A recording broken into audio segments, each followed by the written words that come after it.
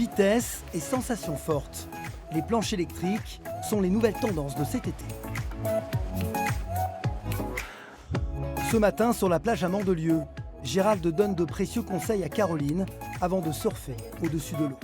Il faut qu'au départ, tu ne forces pas le vol, que tu aies une vitesse constante et petit à petit, tu verras que l'aile va monter toute seule et tu vas te délester et la planche va voler toute seule. Il faut vraiment que tu fasses en sorte que la planche reste parallèle à l'eau. Et dès que tu vas sentir la planche un petit peu se dérober sous tes pieds, c'est que tu vas commencer à voler.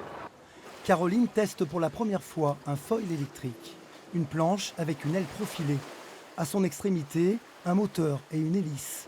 Le foil est équipé d'une batterie avec une autonomie d'1 heure environ. La vitesse peut atteindre les 30 km/h. Elle est gérée par le surfeur grâce à une télécommande attachée autour du poignet.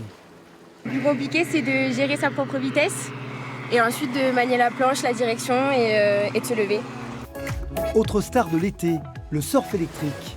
Une planche de 2,40 m de longueur équipée d'une batterie, de 2 moteurs et de 2 petites hélices qui fonctionnent comme des turbines.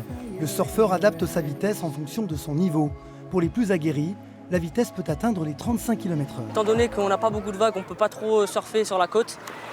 C'est le bon compromis ici. Et voilà, une fois qu'on a bien pris en main la machine, on s'éclate. Il y a un respect écologique, bien entendu, puisque c'est de l'électrique. Un silence par rapport à certains sports nautiques qui vont être beaucoup plus bruyants.